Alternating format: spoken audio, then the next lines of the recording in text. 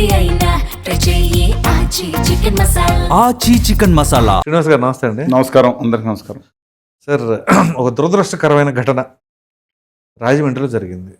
ఒక మెడికో మహిళ కారు దూసుకెళ్ళటం, 2-3 రోజులు హాస్పిటల్లో ట్రీట్మెంట్ తీసుకుంటా ఫస్ట్ బ్రెయిన్ డెడ్ అయింది, ఆ తర్వాత మరణించటం. ఆ ఇద్దరు యువకులు ఒక్కొక్కళ్ళు ఇంత ఉండారు ఉండటానికి మాత్రం. సో అసలు దాన్ని అజానుబాహులు మామూలుగా కాదు, జైంట్లో ఉన్నట్టు ఉన్నారనమాట. ఒక ఆయన డేవిడ్ గారు, జోసెఫ్ గారు, జోసఫా ఆండ్రూ జోసఫ్ జోసెఫ్ గారు ఒక ఆయన.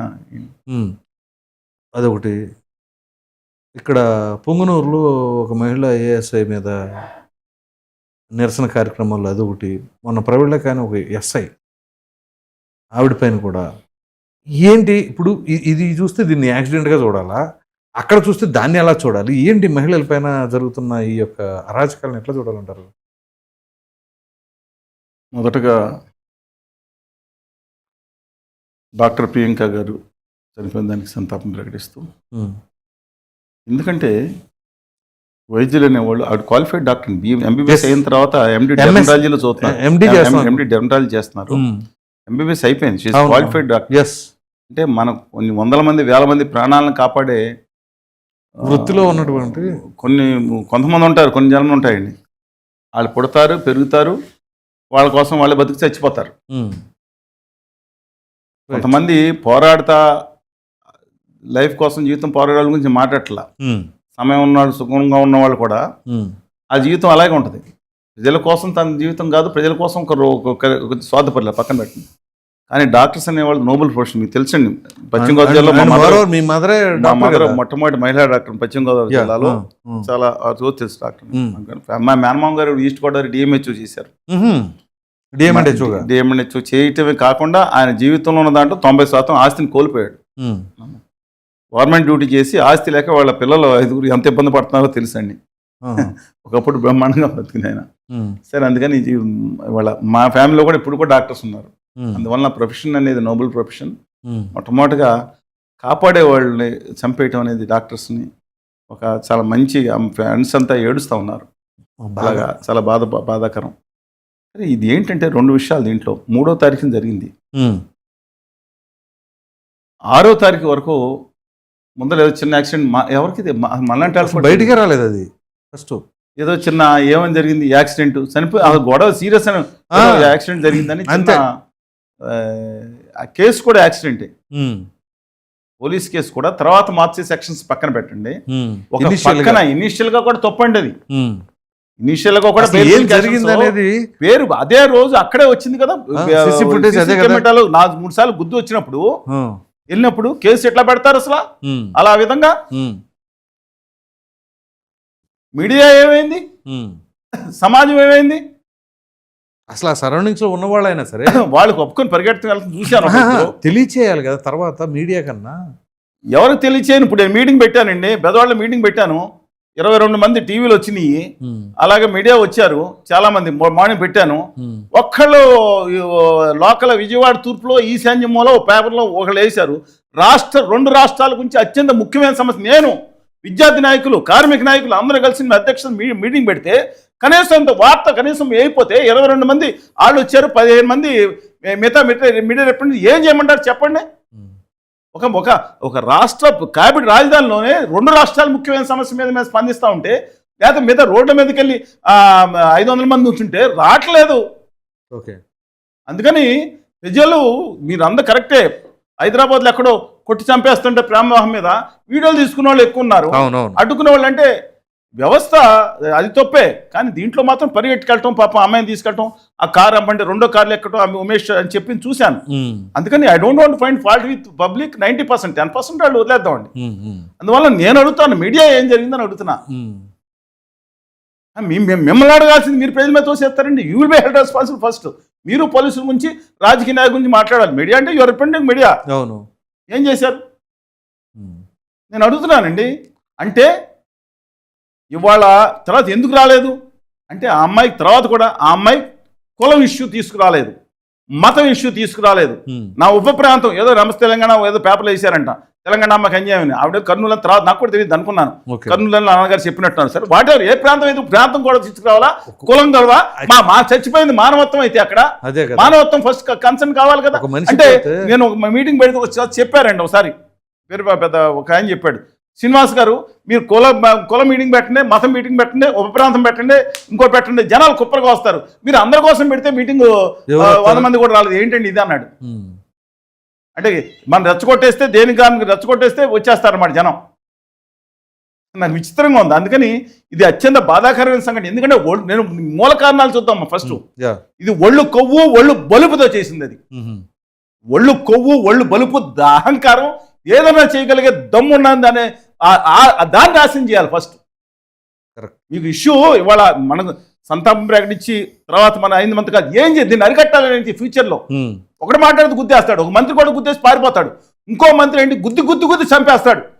ఉత్తరప్రదేశ్లో ఉన్న ఘటనలో కళ్ళ ముందు గుడి కనపడతా ఉండే కాళ్ళ మీద ఎక్కి మళ్ళీ వెనక్కి వచ్చి ఎక్కి తొక్కిచ్చేస్తే ఒక మంత్రి కుమారుడు మంత్రిలో తొక్కి దాంట్లోనే ఉంటే ఏం చేయాలో అర్థం కాలేదు. ఒక పరిస్థితుల్లో కోర్టులో కేసు వేసుకునే వాళ్ళు కాళ్ళు తెగిపోయి విడిపోయిన పరిస్థితుల్లో ఏం చేయమంటారు. ఇక్కడ ఇంకో మంత్రి ఇంకోటి చేస్తాడు, పారిపోతాడు, చేసి పారిపోతే. ఇంకా మా బాధ ఏంటంటే ఇవాళ నేను భయపడ్డాను, వీళ్ళు వచ్చి రాజకీయం చేస్తే ఇంకొక ఆయన వచ్చి పాపం చిన్న పిల్లలు, ఈయన ఎవరో వాళ్ళ నాన్నగారు మాట్లాడితే చంద్రబాబు నాయుడు కళ్యాణ్ బాబు గారు స్పందించాలని చెప్పి కోరారు. చూశారు కదా రాజకీయ చంద్రబాబు నాయుడు గారు ఎందుకు రాలేదు అని వాళ్ళ నాన్నగారు కోరారు. వాళ్ళ నాన్నగారు ఆవేదన మాట్లాడారు. ఎస్ కళ్యాణ్ బాబు గారు రావాల్సిందే, ఎందుకంటే ఉమ్మడి ఈస్ట్ గోదావరి జిల్లాలో పక్కనే ఉంది, మాట్లాడాలి. కానీ ఆయన చెయ్యి బాగలేదు, సరే లేట్ అయింది, డెఫినెట్ తర్వాత పెట్టారు. చనిపోయిన తర్వాత చంద్రబాబు నాయుడు గారు ట్వీట్ చేశారు ఫస్ట్, ఆజ్ఞను తీసుకుంటా అన్నారు. అంటే మిగతాది ఎక్కడో కులగొడవ అయిపోతే వెళ్ళిపోతారు, ఇద్దరు అక్రమ సంబంధించిన కులగొడవ అయితే అందరూ వెళ్ళిపోతారు, ప్రభుత్వాలు వెళ్ళిపోతాయా? నేను అడుగుతున్నాను చెప్పండి. ఈయన అడిగారు నన్ను, ఏంటండి అంతా మాట్లాడారు, ఆయన జగన్మోహన్ రెడ్డి గారు రాలేదని మాట్లాడలేదంటండి. బహుశా ఆయన భయపడి ఉంటారన్నాను. దేనికి? ఇక అట్లాగే ఉంటుంది.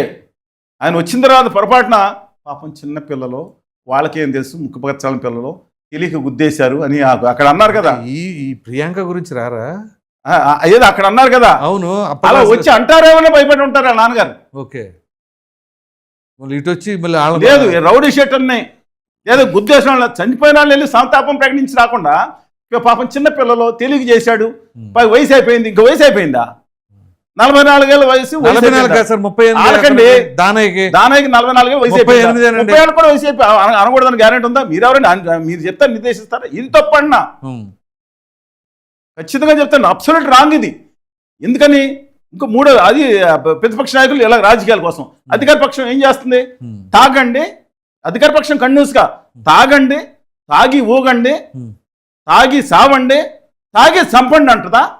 ఎందుకంటది మరి లేకపోతే వీళ్ళు కూర్చుని మద్యాన్ని పెంచి పోషించడం కోసం డ్రగ్స్ వస్తారండి, సబ్జెక్ట్కి వస్తారు. ఎందుకంటే అది ఓకే, ప్రతిపక్ష నాయకుడు వాళ్ళు చేస్తా అనుకున్నాం. అధికార పక్షం ఏం చేయాలి? నిన్న జరిగిన దాంట్లో ఎవరో ఒక టీవీ ఇచ్చిందని ఎవరు స్పందించారు అక్కడ?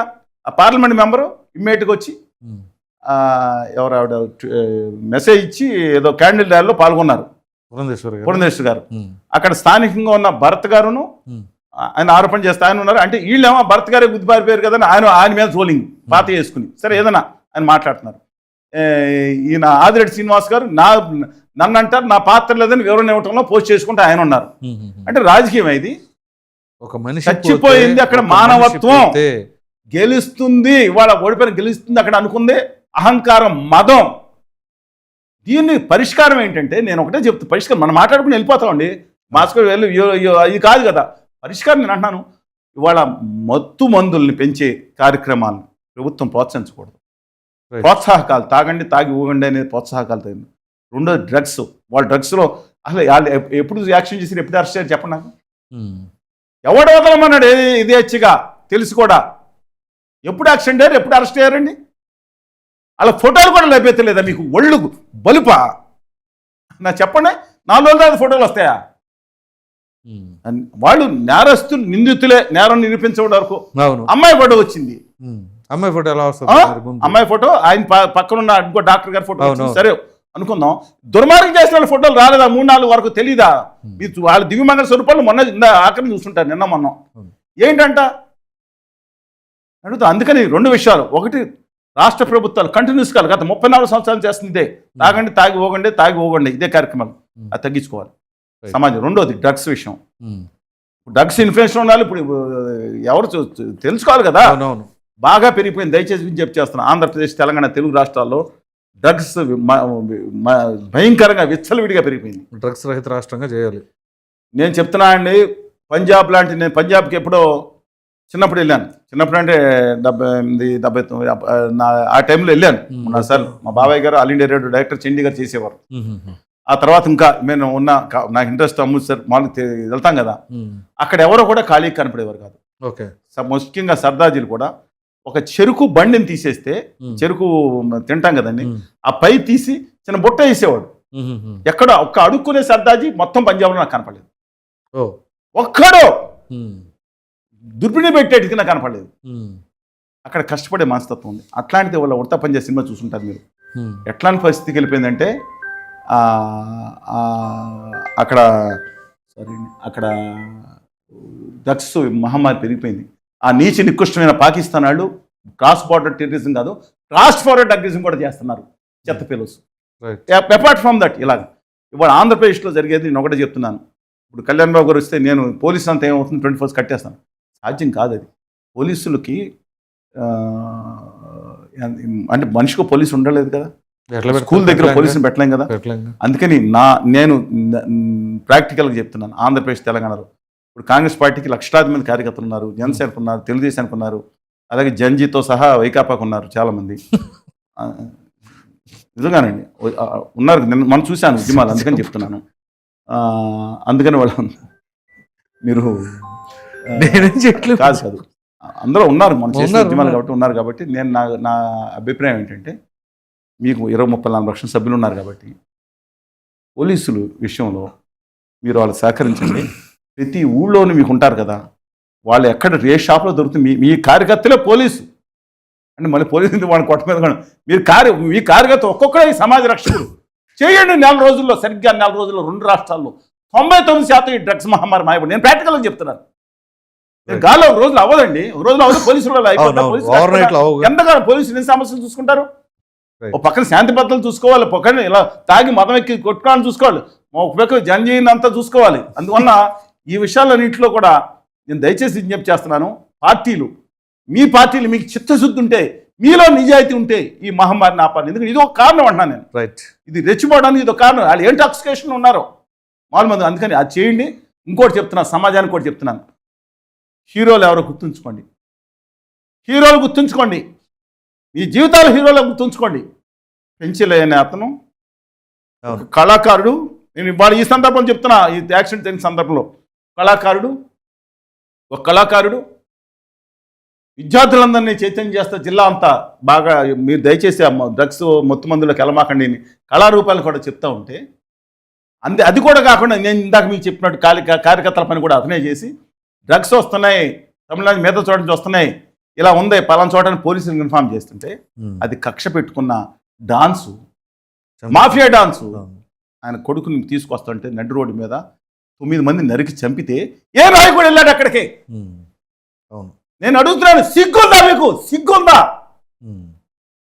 కులగొడవలు చచ్చిపోతే, మతగొడవల్లో చచ్చిపోతే కొట్టుకుంటే వెళ్ళిపోయి పరామర్శిస్తారు, నజరానాలు ఇస్తారు. ఇవ్వండి. సమాజం కోసం ఇవాళ దేశంలో పద్మావతికి ఎవరు రికమెండ్ చేశాడు? ఇంకోటి చేస్తారా మీరు? సినిమా నటులు చేస్తారు, ఇంకోటి చేస్తారు. కేంద్ర ప్రభుత్వం గుర్తించిందా? సమయంతే. ఎందుకంటే ఏ ప్రతిపక్ష నాయకుడు ఇలాంటి జరిగిన వెళ్ళిపోతారు కదా. ఆయన సిద్దిరి అప్పలరాజు గారి విషయంలో వెళ్ళి ఎంత పోరాటం చేశారైనా జంజీ కోసం. అందుకని నేను అడుగుతా ఉన్నాను, పాజిటివ్గా అడుగుతున్నా. దయచేసి వాళ్ళ రాష్ట్ర అధికారులు ఇవాళ కూడా చంద్రబాబు నాయుడు గారు స్పందించారు. ఏమైంది? లోకేష్ గారు, వాళ్ళ ప్రియాంక గారి కేసులో లోకేష్ గారు, చంద్రబాబు నాయుడు గారు ఎన్నింటికి వెళ్ళలేదు. జగన్మోహన్ రెడ్డి గారు వీళ్ళందరూ వెళ్ళారు. వాళ్ళేమో ఎవరు సాయి కృష్ణ కేసులో ఆవిడని పిలిపించుకుని ముఖ్యమంత్రి గారు ఎవరో మాట్లాడారు కదా. ఎందుకని వీళ్ళ తండ్రి గారికి మిగతా వాళ్ళకి ఎందుకు ఏంటంట ఈవిడ నిజాయితీగా నిబద్ధతరాల వాళ్ళకి ఎందుకు అన్యాయం జరిగిపోతే ఎందుకని స్పందించలేదు సమాజం? చచ్చిపోతుందా విలువలో? రాష్ట్ర ప్రభుత్వం ఖచ్చితంగా లోపం నాకు కనపడుతుంది, ప్రతిపక్షాల లోపం కూడా కనపడుతుంది. ఏం చేయాలండి అందరూ ఒకటైపోతే? అందువల్ల పెంచలేని ఒక్కడే పెంచలేకి ఇవ్వాల్సిన రికగ్నిషన్ మీరు ఇవ్వలేదు. మనం మాట్లాడుకున్నాం, మీడియా కూడా 95% ఇవ్వలేదు. అవును. దుర్మార్గాలు చేసిన రౌడీ షీట్లకు ఇచ్చిన దాంట్లో అలా కంపేర్ చేయను. అవును. కానీ బాధ ఇచ్చిన ఆ దాంట్లో ఆడ హీరోలా అండి? 100 మంది చంపేసి ఒకళ్ళు సాయం చేస్తే హీరో అవుతాడా? ఎందుకు అవుతారు? అలా హీరోలా? అలాంటి వాళ్ళని కూర్చుంటారు. సమాజం గుర్తుంచుకోవాలి.